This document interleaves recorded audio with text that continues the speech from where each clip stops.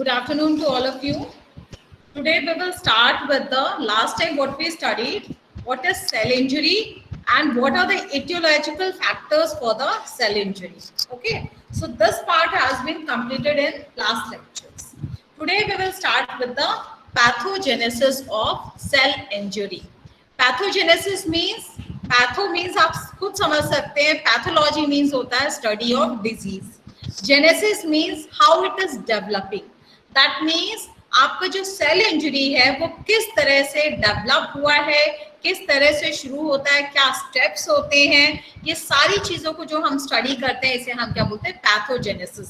That means कोई disease कैसे develop हुई है, क्या स्टेप्स रहे हैं, किस तरह से उसने प्रोग्रेस किया है, all these studies जो है, this is pathogenesis. So today we will study the pathogenesis of cell injury. Okay, you can see here that there is the structure of cell. Okay, cell आपको पता है क्या होता है, it is a structural and functional unit of the body. यानी जो human body, जो भी बॉडी है, अल्टीमेटली उसका स्ट्रक्चरल फंक्शनल यूनिट क्या होता है, सेल होता है.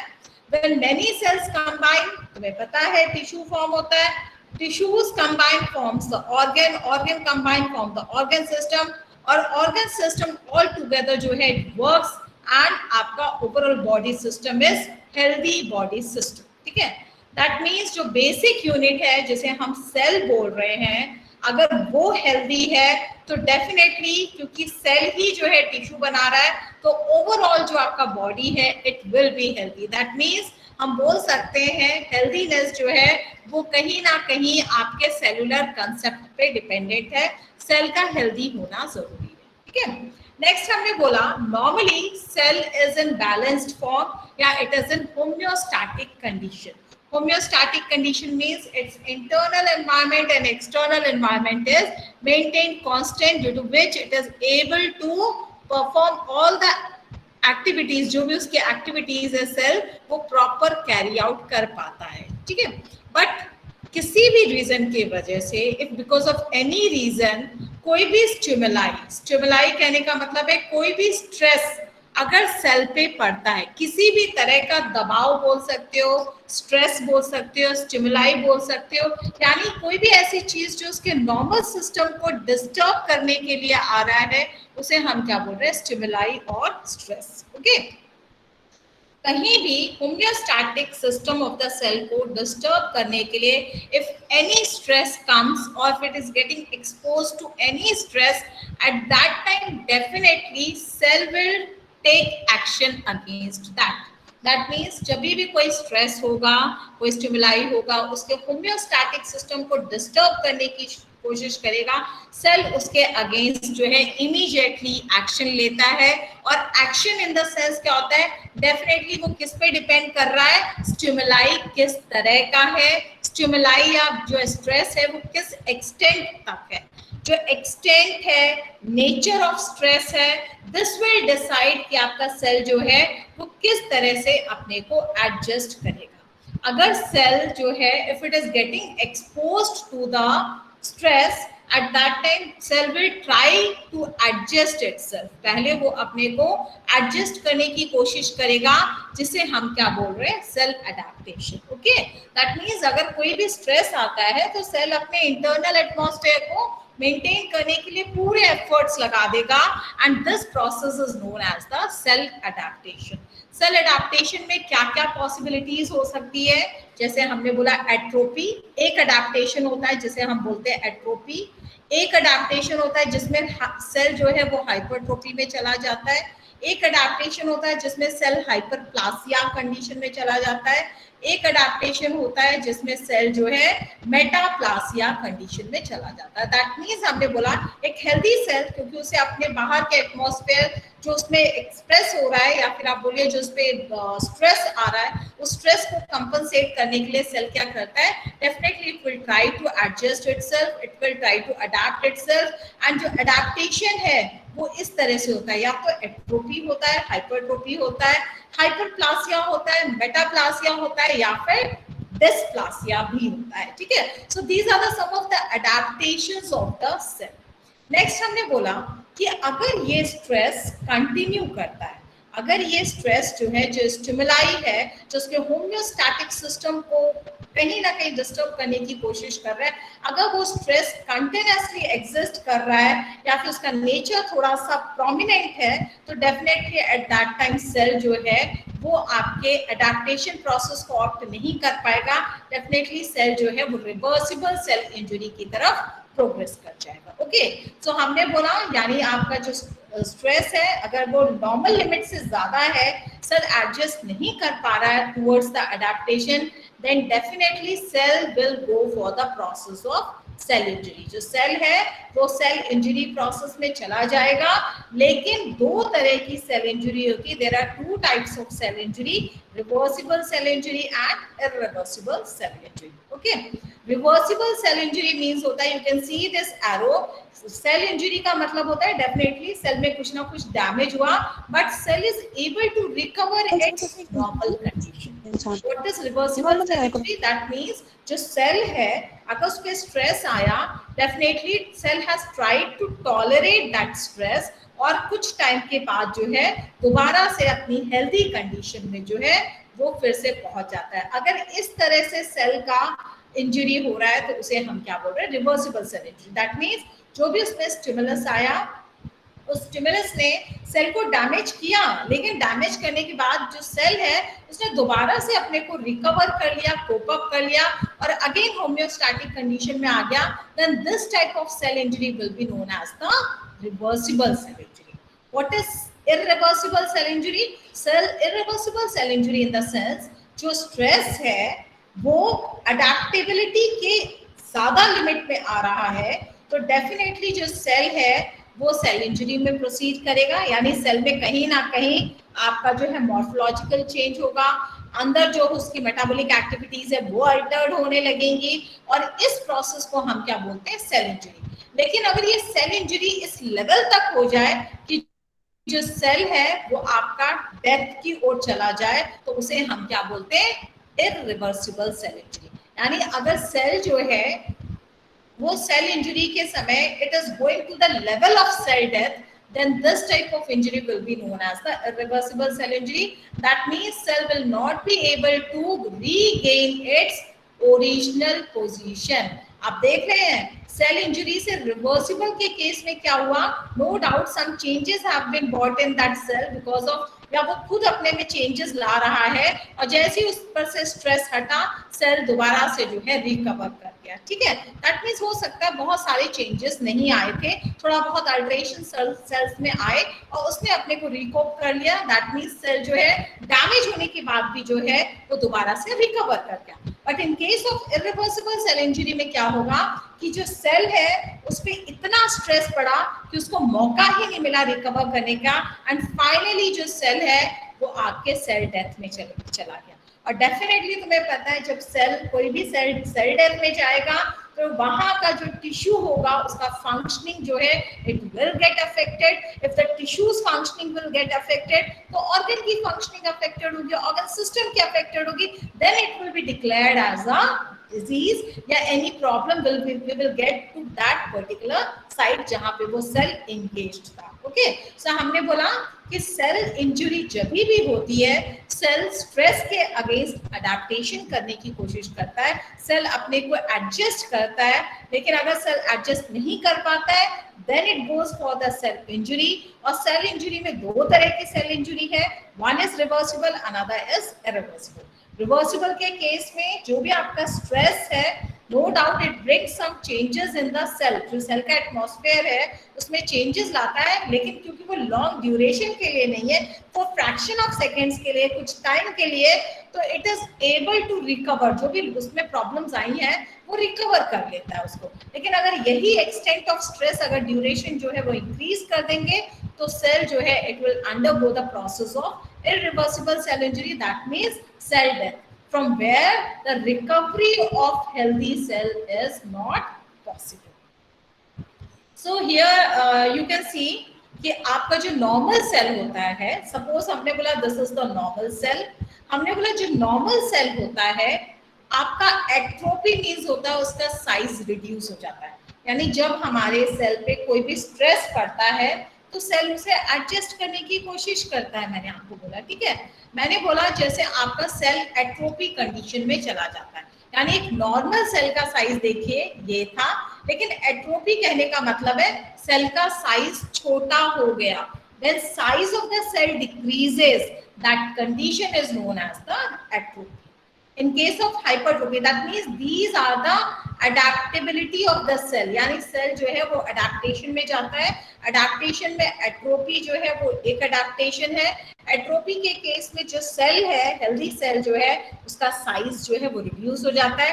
डेफिनेटली जब किसी का साइज रिड्यूस होगा तो वहां का जो ऑर्गन वॉल्यूम है वो भी रिड्यूस हो जाएगा, ठीक है। नेक्स्ट हमने बोला हाइपरट्रोफी। हाइपरट्रोफी में you can see the size of the cell is increasing. Normal size क्या था सेल का, ये था, but in case of hypertrophy जो इंडिविजुअल सेल होता है उसका साइज बड़ा हो जाता है, और जब इंडिविजुअल सेल का साइज बड़ा होगा तो डेफिनेटली जहां भी ये सेल्स एंगेज होंगे उस पर्टिकुलर ऑर्गन का वॉल्यूम इंक्रीज हो जाएगा। This is known as the hypertrophy, ठीक है। नेक्स्ट हमने बोला कि नॉर्मल सेल जो है वो हाइपरप्लासिया कंडीशन में भी जाता है। हाइपरप्लासिया कहने का मतलब है सेल नंबर ऑफ सेल्स जो है वो इंक्रीज हो जाते हैं। आप देखिए यहाँ पर मैंने आपको एक सेल दिखाया, साइज रिड्यूस दिखाया, एक सेल से फ्रॉम वन सेल दिखाया, जहां पे हमने बोला size of the individual cell जो है वो इंक्रीज हो गया। और इधर हमने बोला कि जो नॉर्मल सेल है it is divided into 3, that means आपका जो है हाइपरप्लासिया का मतलब होता है नंबर ऑफ जो भी सेल्स है एपिथेलियल सेल्स है, जो भी सेल्स है, अल्टीमेटली नंबर ऑफ सेल्स जो है वो इंक्रीज हो जाते हैं, और इस प्रोसेस को हम क्या बोलते हैं, hyperplasia. Okay, see this is metaplasia. Metaplasia कहने का मतलब हुआ सेल जो है वो आपका शेप या डिफॉर्म्ड टाइप ऑफ या डिफरेंट, यानी वो अपना मॉर्फोलॉजी चेंज कर लेता है। आप देख रहे हैं जो एपिथेलियल सेल है वो स्क्वायर शेप है, जबकि अगर ये आप देखेंगे इसका शेप जो है डिफरेंट है। दैट मींस द शेप और the morphology of the cell जो है, जो मॉर्फोलॉजी है वो सेल का चेंज होता है। सेल जो है अपनी मॉर्फोलॉजी, जो नॉर्मल मॉर्फोलॉजी है, नॉर्मल स्ट्रक्चर है, वो उसका शेप चेंज करके वो दूसरे शेप में कन्वर्ट हो जाता है, तो इसे हम क्या बोलते हैं, metaplasia. What is dysplasia? Dysplasia means होता है abnormal form of the cell. जो abnormal form of the cell होता है उसे हम बोलते हैं आपका डिस्प्लासिया। आप देख सकते हैं जो आपका ये सेल है, this is healthy cell, while this cell is metaplasia. अगर आप देखेंगे तो इसमें माइटोकॉन्ड्रिया है, इसमें एंडोप्लाज्मिक रेटिकुलम है, इसमें आपके जो है गोल्गी बॉडीज है, यानी सेम चीजें आपके यहाँ भी एग्जिस्ट कर रही है। But if you see the dysplasia, तो डिस्प्लासिया के केस में जो ऑर्गेनेल्स हैं वो डिफरेंट है। दैट मींस डिस्प्लासिया के केस में क्या हमने बोला कि आपका जो है नॉर्मल सेल जो है वो नहीं होता है, here abnormal cell is seen. But in case of metaplasia जो है, जो स्ट्रक्चर, जो मॉर्फोलॉजी ऑफ द सेल जो है, जो शेप ऑफ द सेल जो है, it is getting altered. So these are the 5 types of adaptation which is normally followed by the healthy cell whenever it faces any stress. First, hypertrophy, where shrinkage of cell is there. Atrophy where shrinkage of cell shrink कर जाएगा, छोटा हो जाएगा. Next is hypertrophy, where the size of individual cell will get increased. Third is hyperplasia.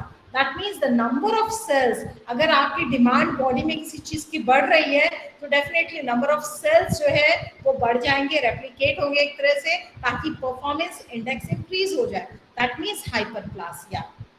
Metaplasia where the cell will change its morphology, its shape, and finally जो है इस तरह की कंडीशन को हम क्या बोलेंगे, metaplasia.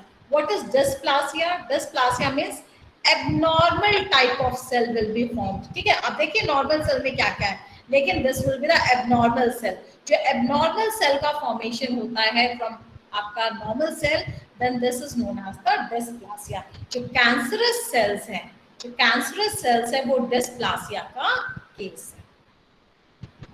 So here same thing I have written कि what is atrophy? Atrophy means reduction of cell size. जो सेल साइज है वो रिड्यूस हो जाता है। Here we can see the example starvation condition. आपने देखा होगा जब आपको भूख लगती है तो उस समय आप बहुत भूखे होते हैं, लेकिन कुछ टाइम के बाद आपकी भूख जो है वो खत्म हो जाती है। उसका रीजन है सेल अपने को एडजस्ट कर लेता है, जो सेल का साइज है वो रिड्यूस हो जाता है, जिसकी वजह से आपकी जो नीड है या भूख लगना आपको खत्म हो जाता है एक तरह से, ठीक है। तो हमने बोला स्टार्वेशन, एट्रोफी। सेम वे हम मेटाप्लासिया के केस में बोल सकते हैं कि आपका सेल जो है adult cell, it is replaced by the another adult cell, ठीक है। हमने बोला यानी जो सेल का शेप है, जो मॉर्फोलॉजी है वो अल्टर्ड हो जाता है, जिसे हमने बोला metaplasia. Normally what are the causes, हमने बोला एनवायरमेंट चेंजेस की वजह से भी हो सकता है, हमने बोला इन्फ्लेमेशन वगैरह की वजह से भी हो सकता है। Hyperplasia means number of cells जो है वो इंक्रीज हो जाती है पर्टिकुलर ऑर्गन में, और अल्टीमेटली बिकॉज ऑफ दिस जो वॉल्यूम ऑफ ऑर्गन है it also get increased. Hyperplasia examples हम actually I have written a lot, but आप एक दो एग्जांपल्स दे सकते हैं क्योंकि इतना आपके लिए रिक्वायर्ड नहीं है। आपके लिए सेलुलर एडेप्टेशन इज रिक्वायर्ड, और जब सेलुलर एडेप्टेशन की आप बात करेंगे तो आपको उसमें एट्रोपी, आपको उसमें जो है हाइपरट्रोपी, हाइपरप्लासिया, ये सब आपको बताना है what is this and also give examples of those, ठीक है।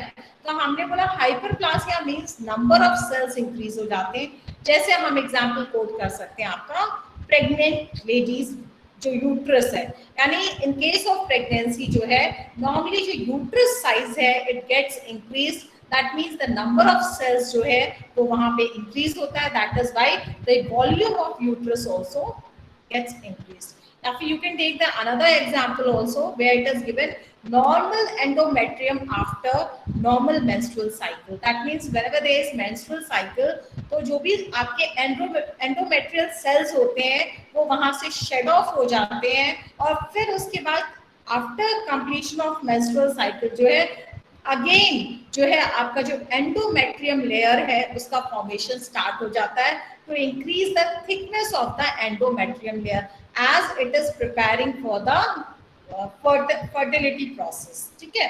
सो हमने बोला these are the some of the example जहाँ पे हम बोल सकते हैं कि नंबर ऑफ सेल्स जो है इंक्रीज होते हैं, और नंबर ऑफ सेल्स इंक्रीज होने की वजह से हमने क्या बोला कि आपका ऑर्गन या टिश्यू का वॉल्यूम इंक्रीज होता है। Why number of cells are increasing here in this case, normal case में नहीं इंक्रीज होता है। Why in case of pregnant ladies uterus size is getting increase, hormonal changes की वजह से, क्यों ना, क्योंकि उसने कहीं ना कहीं स्ट्रेस फील कर रहा है, एंड स्ट्रेस कहाँ से मिल रहा है उसे, हार्मोन्स की वजह से, ठीक है। So this is example of the hyperplasia. Dysplasia, disordered cellular formation, as I told you, जो नॉर्मल सेल्स होते हैं उन नॉर्मल सेल्स से अलग कैरेक्टर बेयर करने वाला अगर सेल फॉर्म होता है तो उसे हम क्या बोलते हैं, dysplasia. Example is cancerous cells. Hypertrophy, that means increase in volume of an organ or tissue. Definitely, why there will be the increase in volume of organ or tissue? Because there is increase, there is enlargement of the cell. यानी जब cell का size increase होगा तो क्या होगा, अगर individual cell का size increase हो जाएगा तो उस केस में क्या होगा, डेफिनेटली जो साइज ऑफ द ऑर्गन है वो आपका बड़ा दिखेगा। आपने वो जेल की बॉल्स देखी होंगी, जो आपकी छोटी छोटी बॉल्स होती है, जब आप पानी में डालते हैं, सोक करते हैं, तो वो साइज बड़ा हो जाता है, ठीक है। दैट मींस इमेजिन करिए जो स्टार्टिंग वाला आपका जो बीड्स होते हैं, मोती जैसा होता है, ट्रांसपेरेंट टाइप ऑफ, वो जो मोती जैसा होता है, अगर आप उसे देखेंगे स्टार्टिंग में तो कुछ नहीं, एक प्लेन बीड होता है, जैसे ही आप वाटर में डालते हैं वो स्वेल कर जाता है। अब आप इमेजिन करिए आपने अगर एक मुट्ठी अगर आपने लेके वो जो ड्राइड आपके जेल्स थे, यानी जो ब्राइट जेल थे वो आपके अगर आप मुट्ठी में लेके डालेंगे और सोक करने के बाद लेंगे तो आप देखेंगे उसका साइज जो है वो इंक्रीज हो रहा है। दैट मींस हाइपरट्रोफी का मतलब होता है enlargement of the individual cell. Since there is enlargement of the cell, this will result in increase in the volume of the organ, or you can say or increase in the volume of the tissue. Okay, so this is known as the hypertrophy. These are the different types of adaptations which are followed by the cell whenever it is getting exposed to the any type of the stress. Now next is pathogenesis of cell injury. That means कि किस तरह से आपका cell injury होता है, cell injury की proceedings कैसे होती हैं, उसको हम पैथोजेनेसिस में कवर करते हैं। ऑलरेडी वेल नोन कि कोई भी disease how it is developing, किस तरह से वो प्रोग्रेस कर रही है, this is known as the pathogenesis of cell injury. तो डेफिनेटली जो पैथोजेनेसिस है this depends on the type, duration and severity of the injurious agent. Type, duration and severity of the injurious agent कहने का मतलब हुआ कि disease progress करेगी किस पे डिपेंड कर रही है कि किस तरह का इंजूरियस एजेंट है, या आपका स्ट्रेस किस तरह का है, या फिर आप बोलिए ड्यूरेशन, कितनी देर के लिए सेल उस स्ट्रेस को बेयर कर रहा है, या किस एक्सटेंट तक वो आपका जो स्ट्रेस है वहां पे रह रहा है। ठीक है, सो हमने बोला for how long it is there, किस लेवल का है। लेवल कहने का मतलब है कि जैसे हमने बोला जैसे टॉक्सिन्स है, हमने बोला अगर हम स्मॉल डोज ऑफ टॉक्सिन देंगे तो बॉडी उसको कोई बहुत रेस्पॉन्स नहीं करेगी, लेकिन अगर हम ज्यादा टॉक्सिन का अमाउंट बॉडी में इंट्रोड्यूस कर देंगे, लार्ज डोज अगर इंट्रोड्यूस कर देंगे तो बॉडी कहीं ना कहीं उसको रिएक्ट करेगी। दैट मीन्स हमने बोला जो सीवियरिटी है इंजूरियस एजेंट की, या कितनी देर के लिए वो इंजूरियस एजेंट या स्ट्रेस एक्सपोज हो रहा है, किस तरह का इंजूरियस एजेंट है या स्ट्रेस है, ये सारी चीजें डिसाइड करेंगी कि पैथोजेनेसिस होना है या नहीं होना है, सेल इंजरी होना है या नहीं होना है, या to what extent the cell injury will be there. मेरा सिर्फ यहाँ पे ये कहना है कि nature of stress is important.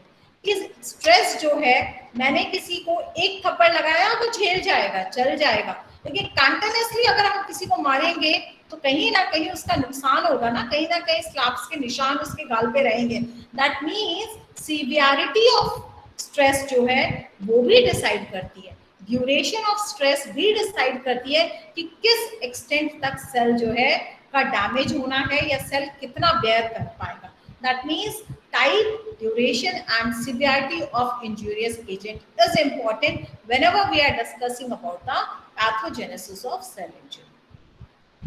दूसरा है कि जो एक्ट कर रहा है, दैट मीन्स अगर हम यहाँ पे देखें तो यहाँ पे दो चीजें इन्वॉल्व हैं। हमने बोला हेल्दी सेल जो है वो नॉर्मली बहुत खुश था, बहुत अच्छे से काम कर रहा था, and it was performing all it's normal activities, सारी मेटाबॉलिक एक्टिविटीज परफॉर्म कर रहा था। बट अनफॉर्चुनेटली जो है स्ट्रेस या कोई भी स्टिमुलाई या कोई भी इंफेक्शियस एजेंट बोल दीजिए या एनी इटियोलॉजिकल एजेंट आया एंड फाइनली इसको डिस्टर्ब करने लगा, तो दो ही चीजें इन्वॉल्व होंगी ना यहाँ पे, सेल और स्टिमुलाई। दैट मीन्स जो नेचर ऑफ स्ट्रेस है, जो टाइप ऑफ स्ट्रेस है, जो ड्यूरेशन ऑफ स्ट्रेस है, दिस विल ऑल्सो डिसाइड कि किस हद तक आपके सेल में डैमेज हो सकता है। सेम वे सेल भी डिसाइड करेगा कि वो कितना हद तक डैमेज होगा। दैट मीन्स हमने बोला कि आपका जो टाइप है, स्टेटस है या अडेप्टेबिलिटी ऑफ द सेल, ये भी डिसाइड करेगी कि सेल इंजरी होनी है या नहीं होनी है। Type in the sense definitely different types of cell are there. हमने बोला स्टेटस कहने का मतलब है हेल्दी सेल है या ऑलरेडी मैलनरिश्ड सेल है। हेल्दी सेल कहने का मतलब है होते हैं हेल्दी सेल्स, वेल परफॉर्म करते हैं, लेकिन कुछ ऐसे सेल्स हैं जो पहले से ही अपनी एक्टिविटी अच्छे से परफॉर्म नहीं कर पा रहे, and if they will be getting expose to the आपके स्ट्रेस, तो क्या होगा, वो तो बहुत जल्दी से आपके डैमेज की तरफ चला जाएगा। That means type of nutrition कहने का मतलब है जो आपका स्टेटस है, यानी हेल्दी न्यूट्रिशन वाइज जो आपका सेल है वो हेल्दी सेल है या आपका जो है मैल नरिश्ड टाइप का सेल है या उसकी एक्टिविटी परफॉर्म वो कर ही नहीं पा रहा है, इस टाइप का सेल है। नेक्स्ट मैंने बोला adaptability of the cell. That means cell की खुद की कितनी कैपेसिटी है उसको एडजस्ट करने की। तो हमने बोला कि आपका पॉजिटिव एजेंट जो है उसका लेवल भी डिसाइड करेगा कि पैथोजेनेसिस होना है, नहीं होना है, शुरू होना है, किस हद तक होना है। सेम वे हमने बोला जो उसको बेयर कर रहा है वो भी डिसाइड करेगा कि उसे कितनी हद तक चोट सहनी है। ठीक है, तो मैंने क्या बोला कि जो टारगेट सेल है, जो सेल है, उसका नेचर, उसका कंडीशन, स्टेटस, उसकी एडेप्टेबिलिटी डिसाइड करेगी कि हाँ मैं किस हद तक आपके जो है फर्दर पैथोजेनेसिस प्रोसेस में जाऊं फॉर द सेल इंजरी, ठीक है। सपोज जैसे मैंने पहले एग्जांपल कोट किया, मैंने बोला सामने वाले ने एक चाटा मारा, पर्सन ने एक्सेप्ट कर लिया, 5 चाटा मारा, कुछ पर्सन होंगे जो एक चाटे पे ही दोबारा से रिस्पॉन्स करके एक और चाटा उसको लगा देंगे, एक होगा जो एक ने 10 मारने के बाद भी एडजस्ट कर लेगा और उस पर रेस्पॉन्ड नहीं करेगा। दिस इज टारगेट सेल, ठीक है। Target cell in the sense यहाँ पे जो सेल है उसके इंडिविजुअल बिहेवियर वैरी करेगा कि वो कितना हद तक अपने को उस स्ट्रेस के लिए रेडी कर रखा है, उस स्ट्रेस को वो बेयर कर लेगा। Suppose we can take 2 examples. हमने बोला स्केलेटल मसल का एग्जांपल ले लीजिए, कार्डियक टिश्यूज का एग्जांपल ले लीजिए। स्केलेटल मसल में भी सेल्स होते हैं, कार्डियक टिश्यूज में भी सेल्स होते हैं। अब आपका जो है no doubt type of the cell vary कर सकता है, लेकिन ultimately it is made up of cell, ठीक है। स्केलेटल मसल के केस में जो सेल्स हैं, सपोज आपने देखा होगा जब आप दौड़ते हैं दौड़ते हैं दौड़ते हैं दौड़ते हैं तो आप मर नहीं जाते हैं या फिर कोई बहुत बड़ा डैमेज नहीं होता है, ठीक है। दैट मीन्स जब स्केलेटल मसल्स इन्वॉल्व होते हैं तो आपका जो है ज्यादा से ज्यादा जब आप रनिंग करते हैं तो आपने देखा होगा कि आपका अगले दिन जो है पैरों में, थाइज में पेन होने लगता है। उसका रीजन क्या है कि नो डाउट ऑक्सीजन जो रिक्वायरमेंट थी सेल की, क्योंकि वो ऑक्सीजन उसे नहीं मिली तो डेफिनेटली सेल ने अपना तरीका बदल लिया और सेल जो है वो दूसरे पाथवे में जाके ट्रांसफर हो गया। यहाँ पर लैक्टिक एसिड का सिक्रीशन हुआ, वो टेम्परेरी लैक्टिक एसिड का सिक्रीशन था। आप देखते होंगे आपके जब पैर जम जाते हैं कुछ दिनों के बाद पैर फिर से मूव करने लगते हैं या फिर वो पेन जो है धीरे धीरे रिड्यूस हो जाता है। दैट मीन्स नॉर्मली जो सेल है एवरी सेल नीड्स ऑक्सीजन। जो स्केलेटल मसल है वहां पे ऑक्सीजन की रिक्वायरमेंट थी, उसको ऑक्सीजन अगर कम मिला, नहीं मिला, क्योंकि जब आप रनिंग कर रहे हैं तो उतना ऑक्सीजन सप्लाई नहीं हो पाया, तो उस केस में क्या होगा, क्योंकि उसमें लार्ज एटीपी चाहिए, ज्यादा एटीपी चाहिए, तुम लोग रनिंग कर रहे हो, उस समय अगर नहीं मिलेगा तो क्या होगा, जो एरोबिक रेस्पिरेशन है वो एनारोबिक रेस्पिरेशन में शिफ्ट हो जाएगी और ultimately as a by product lactic acid का प्रोडक्शन होगा। ये लैक्टिक एसिड जो है वहां पर स्केलेटल मसल्स के यहाँ डिपॉजिट हो जाएगी और finally because of lactic acid जो है आपका जो पर्टिकुलर टिश्यूज है वहां पे आपको पेन फील होगा और this will be the reversible type of cell injury. क्यों रिवर्सिबल? क्योंकि जो लैक्टिक एसिड सिक्रीट हुआ है कुछ टाइम के बाद दैट लैक्टिक एसिड जो है वो रिवर्ट हो जाएगा, वो वहां से डिस्पोज ऑफ हो जाएगा और सेल आपका फिर से नॉर्मल हो जाएगा। That means this condition will be known as the reversible cell injury. कुछ टाइम के लिए सेल्स में कुछ एक्यूमुलेशन हुए जिसकी वजह से सेल की कंडीशन कुछ ठीक नहीं थी, लेकिन कुछ समय के बाद सेल ने अपने को हील अप कर लिया और फाइनली जो सेल है वो एक नॉर्मल सेल की तरह बिहेव करने लगा। सो इसे हम क्या बोलेंगे, reversible cell injury. But here you can see target जो आपके कार्डियक सेल्स हैं यहाँ पर इरिवर्सिबल सेल इंजरी होगा। क्यों? जो कार्डियक सेल्स है वहां पर ऑक्सीजन के बगैर 1 मिनट भी नहीं चल सकता है, ठीक है। सो हमने बोला जो कार्डियक टिश्यूज है इट नीड्स, कुछ टिश्यूज जो हैं, कुछ सेल्स जो हैं दे आर वेरी सेंसिटिव। मैंने अभी आपको एग्जांपल कोट किया, मैंने बोला कुछ सेल्स जो हैं दे विल बी वेरी सेंसिटिव, कुछ बहुत ही रफ एंड टफ होते हैं, उन पे बहुत ज्यादा फर्क नहीं पड़ता है, ठीक है। दैट इज वाई मैंने बोला कि आपका जो status and adaptability, adaptability means खुद को कितना एडजस्ट कर सकता है। यहाँ पे cardiac cell it is not able to adjust, वो खुद को एडजस्ट नहीं कर पाएगा लैक ऑफ ऑक्सीजन में। और कार्डियक सेल्स के केस में जो टिश्यूज हैं वो आपके इरिवर्सिबल सेल इंजरी में जाते हैं। That means it results in the cell death. आप किसी भी पर्सन को 20 मिनट में, चलो 20 मान लो, 20 मिनट के लिए अगर आप ऑक्सीजन नहीं देंगे, 5 मिनट के लिए देंगे, इंसान फड़फड़ाने लगता है, ठीक है। दैट मीन्स क्यों? उसे ऑक्सीजन की रिक्वायरमेंट है बॉडी में, और अगर ऑक्सीजन की रिक्वायरमेंट नहीं होगी तो जो कार्डियक टिश्यूज हैं, जो ब्रेन में जो नर्व्स हैं, टिश्यूज हैं, जो सेल्स हैं, उनकी फंक्शनिंग के लिए पूरे टाइम ऑक्सीजन चाहिए होता है और लैक ऑफ ऑक्सीजन अगर वहां पे होगा तो उस केस में सीधा वहां पे इरिवर्सिबल सेल इंजरी होती है। जबकि यहाँ पर अगर हम बात करें जो स्केलेटल मसल्स हैं, यहाँ पर जो सेल्स हैं दे बहुत जल्दी वो इरिवर्सिबल सेल इंजरी में नहीं जाते, they undergo the process of reversible cell injury. लेकिन अगर ये लिमिट क्रॉस कर जाएगी then they also can go for the irreversible type of cell injury. तो हमने बोला जो nature of the cell है this will also decide कि पैथोजेनेसिस किस लेवल से या किस प्रोसीडिंग्स में होना है। जैसे हमने बोला जो कार्डियक टिश्यू है यहाँ पे पैथोजेनेसिस डिफरेंट रहेगा, थोड़ा सा फास्ट रहेगा। यहाँ पे जो प्रोग्रेस ऑफ आपका जो डिजीज है it will be quite slow. So हमने बोला कि पैथोजेनेसिस जो है वो इस पे भी डिपेंड करता है, type, status and adaptability of the target sales.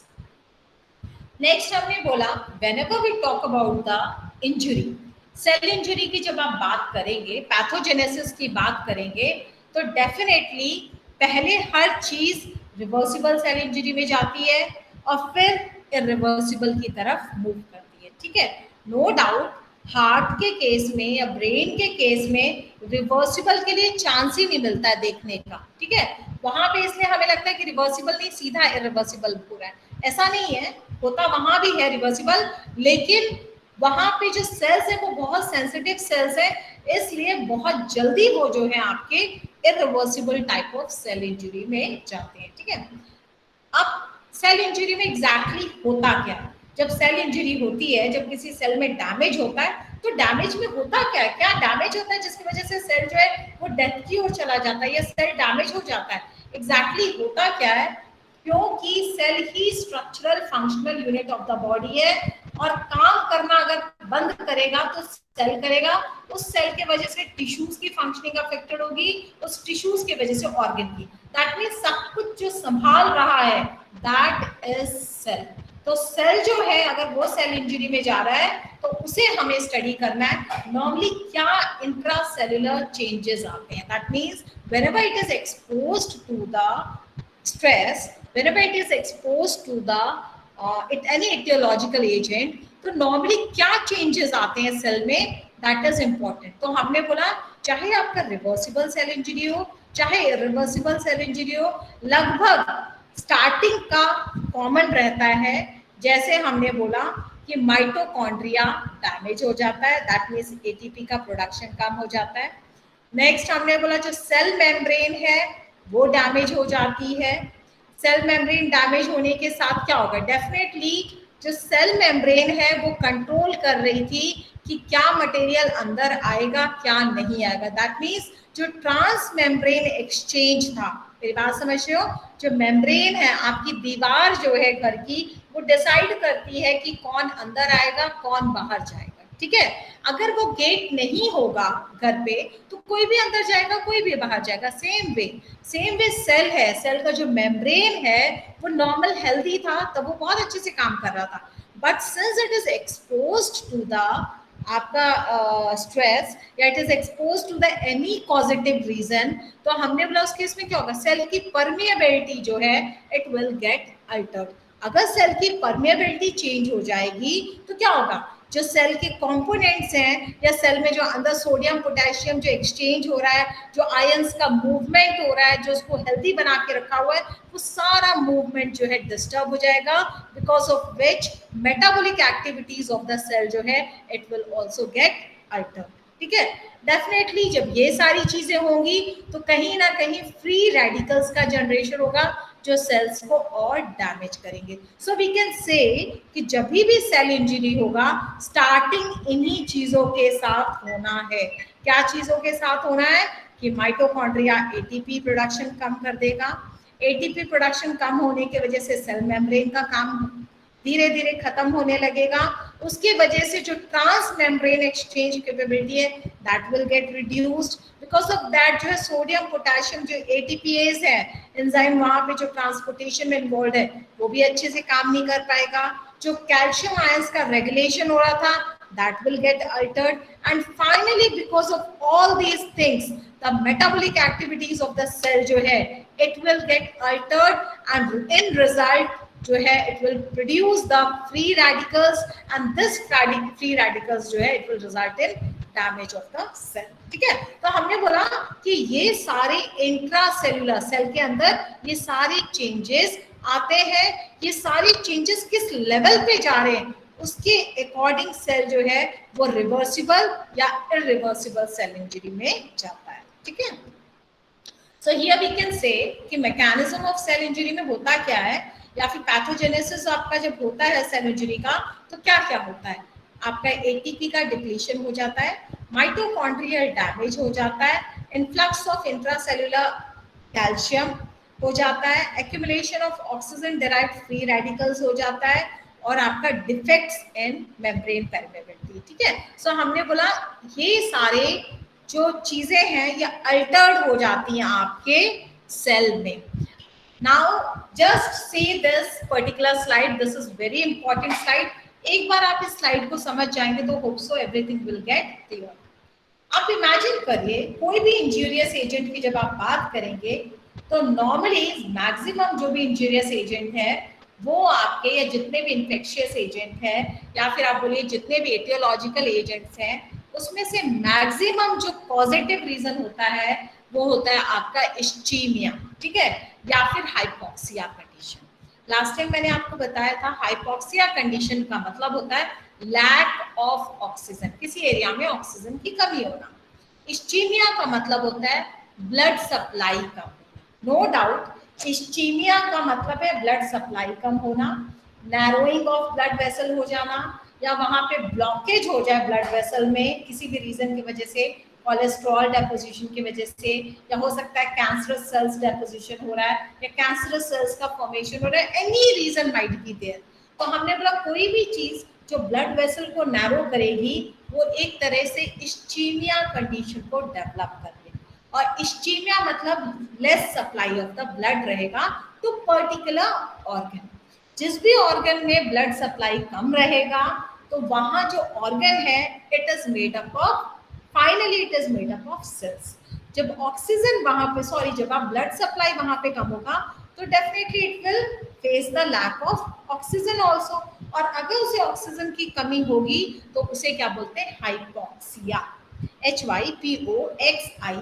ठीक है, तो इस्चीमिया का मतलब है less blood supply to particular area, particular organ. उस एरिया में ब्लड सप्लाई कम होने का मतलब है डेफिनेटली ऑक्सीजन का कम पहुंचना। और अगर ऑक्सीजन का कम पहुंचना होगा किसी भी टिश्यू या सेल में तो बहुत सारे चेंजेस आएंगे सेल में, कि पूरी बॉडी जो है it is working because of oxygen only. That is why जो प्राणायाम वगैरह है उसके लिए हमेशा एम्फेसिस किया जाता है, because your body needs oxygen, proper functioning के लिए it needs oxygen and healthy diet. Okay, तो हमने बोला हाइपोक्सिया कंडीशन में बॉडी में किसी भी ऑर्गन में अगर ऑक्सीजन कम जाएगा तो क्या होगा, डेफिनेटली जो आपका माइटोकॉन्ड्रिया है जो सेल के अंदर है, which is power house of the cell, वो एटीपी के प्रोडक्शन में इन्वॉल्व है, ऑक्सीडेटिव फॉस्फोरिलेशन में इन्वॉल्व है। क्योंकि मैंने बोला कि आपका ब्लड किसी ऑर्गन में गया, ऑर्गन में ऑक्सीजन कम पहुंचा, डेफिनेटली सेल को ऑक्सीजन कम मिलेगा, सेल को ऑक्सीजन कम मिलेगा, दैट मीन्स जो उसका power house of the cell है माइटोकॉन्ड्रिया उसको भी ऑक्सीजन कम मिलेगा।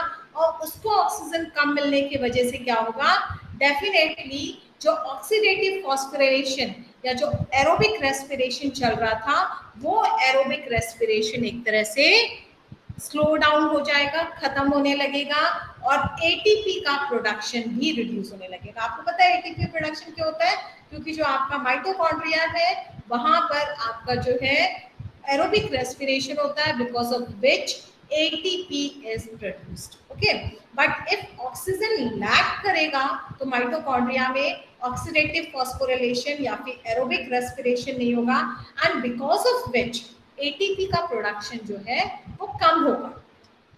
जैसे ही सेल में ATP का प्रोडक्शन कम होगा, सेल इमीडिएटली अपने को रेगुलेट करने की कोशिश करेगा और एनारोबिक रेस्पिरेशन स्टार्ट हो जाएगा।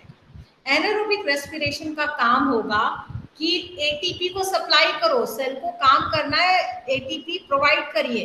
तो जो एरोबिक रेस्पिरेशन जैसे ही कम होने लगेगा उस एटीपी को मेंटेन करने के लिए anaerobic respiration will start, and anaerobic respiration के केस में क्या होगा, definitely no doubt ATPs will be produced, but less amount, कम प्रोड्यूस होंगे, ठीक है। तो एनारोबिक रेस्पिरेशन के समय क्या होगा कि आपका लैक्टिक एसिड जो है इसका एज अ सिक्रीशन जो है वहां पे पर्टिकुलरली होगा, and increase in lactic acid will result in decrease in pH of the cell. मेरी बात समझिए, मैंने बोला नॉर्मली सेल बहुत अच्छे से काम कर रहा था, लेकिन जैसे ही ऑक्सीजन कम आया, माइटोकॉन्ड्रिया को भी कम ऑक्सीजन मिला, जैसे ही माइटोकॉन्ड्रिया को कम ऑक्सीजन मिला, उसने अपना जो ऑक्सीडेटिव फॉस्फोराइलेशन हो रहा था, जो एरोबिक रेस्पिरेशन हो रहा था, उस एरोबिक रेस्पिरेशन में कहीं ना कहीं एफिशिएंसी रिड्यूस हो गई, बिकॉज ऑफ विच एटीपी का प्रोडक्शन भी खत्म होने लगा, कम होने लगा। उसके कंपनसेशन में आपका एनारोबिक रेस्पिरेशन स्टार्ट हुआ। आपके एनारोबिक रेस्पिरेशन के स्टार्ट होते ही आपका एटीपी का प्रोडक्शन थोड़ा बहुत रहा, but it resulted in the formation of lactic acid, और ये जो lactic acid है it got accumulated in the cell, because of which the pH of the cell जो है it got reduced।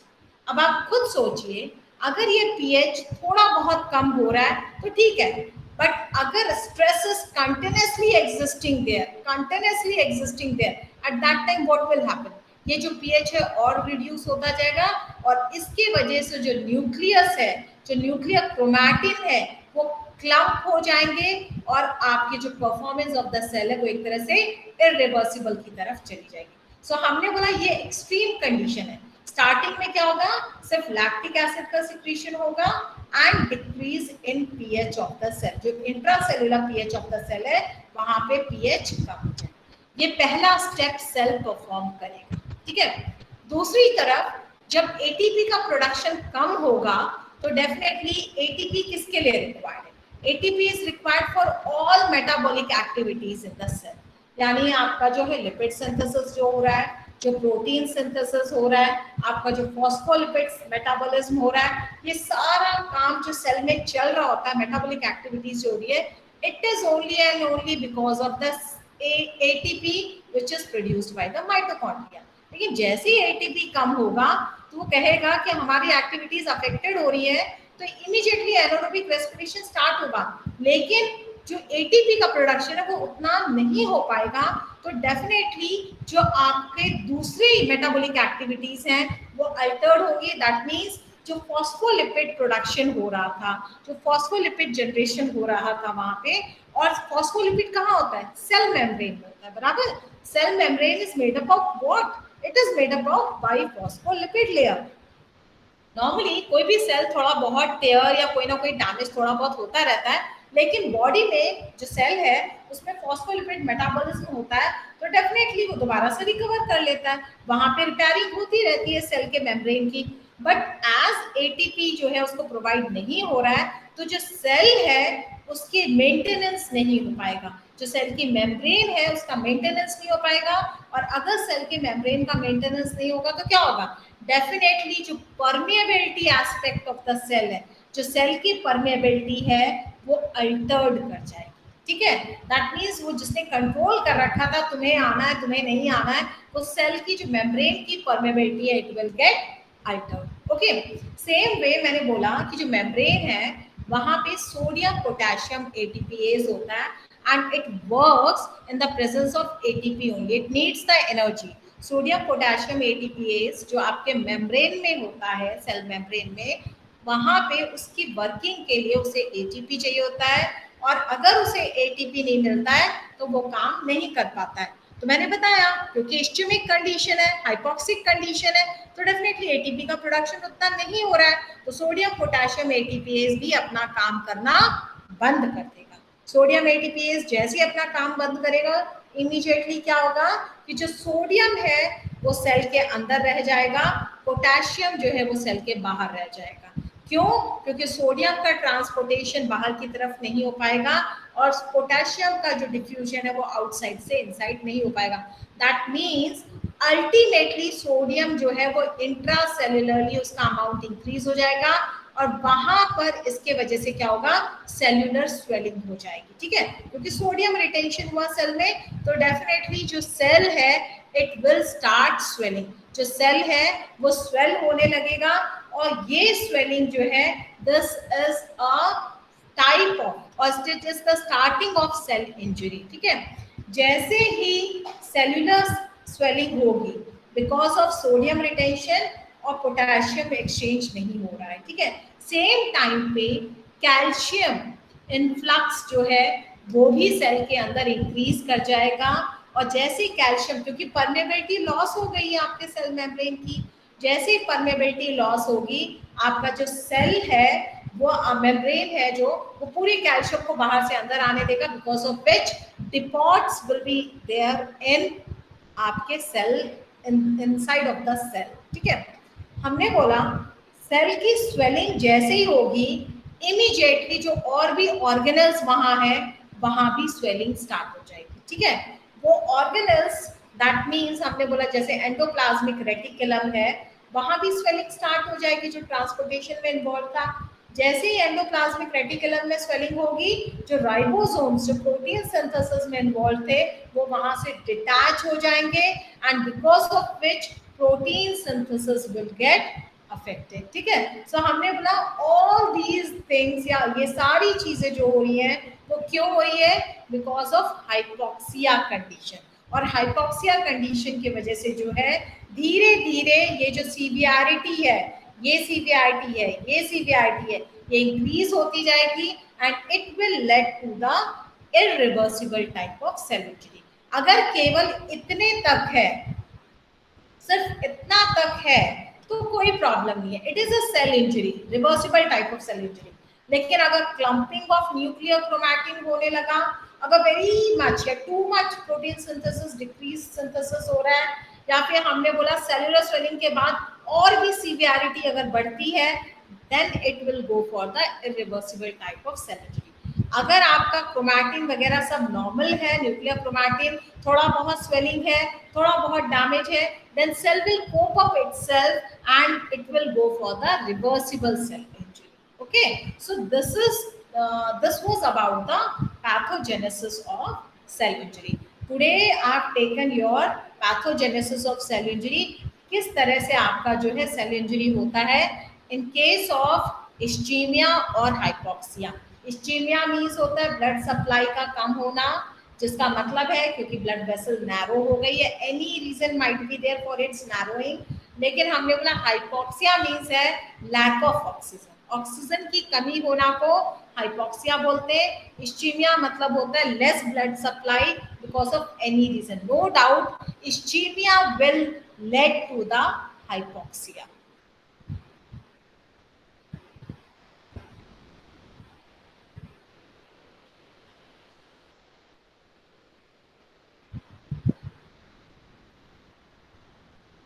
So this is the reference which I have used.